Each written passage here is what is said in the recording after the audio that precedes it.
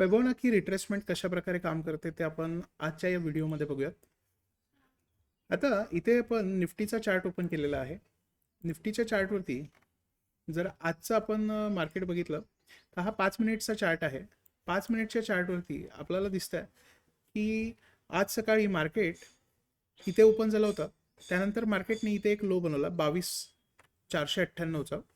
22,500चा जो आपला सपोर्ट आहे तिथे एक मार्केटनी लो बनवला आहे आणि तिथूनच आपल्याला एक बाईंग बघायला मिळतं आहे. आता हे बाईंग मार्केटला 22,676 ह्या लेवलपर्यंत घेऊन गेलं. आता आपल्याला बघायचं आहे की इथून जेव्हा मार्केट पुन्हा वरती जाईल तेव्हा किती वरती जाऊ शकतं. तर त्याच्यासाठी आपण या हायपासून ह्या लोपर्यंत फिबोनाची ड्रॉ करणार आहे, फिबोनाची रिट्रेसमेंट. आता याच्यामध्ये जर का फिबोनाची रिट्रेसमेंट मार्केट 0.786 0.618 ह्या दोन लेवलपासूनच जर बाउन्स होत असेल तर तिथे आपण स्ट्रॉंग अपट्रेंड आहे असं कन्सिडर करू शकतो. आणि जेव्हा पण हा हाय ब्रेक होईल तेव्हा आपल्याला एक मोठा मुवमेंट बघायला मिळू शकतो. तर फिबोनाची रिट्रेसमेंट ड्रॉ करायचं आहे हायपासून लोपर्यंत.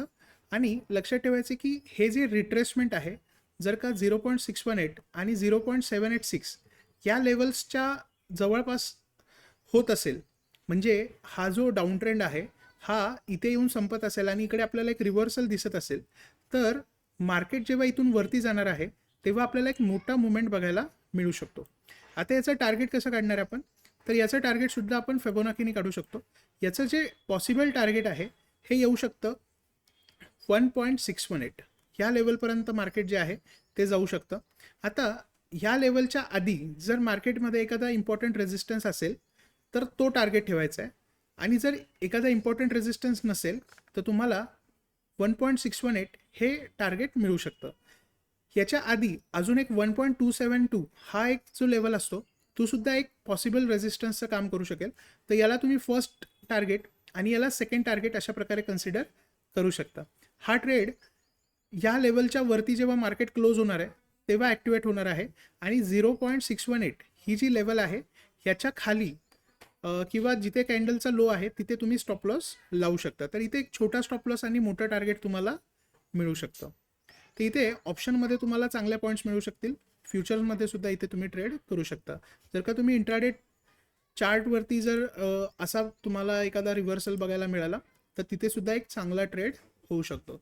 जसं इथे आपण बालकृष्ण इंडस्ट्रीज हा एक शेअर बघूयात. त्याच्यामध्ये सुद्धा आज आपल्याला सिमिलर पॅटर्न बघायला मिळालेला आहे. इथे जर आपण बघितला हा जो हाय आहे आणि हा लोपासून जर आपण कॅल्क्युलेट केला तर मार्केट 0.618 ह्या लेवलपासूनच रिट्रेस करतो आहे. तर इथून जेव्हा हाय ब्रेक होईल तेव्हा आपल्याला 1.272 आणि 1.618 म्हणजे 2608 आणि 2627 ह्या दोन लेवल बघायला मिळू शकतात.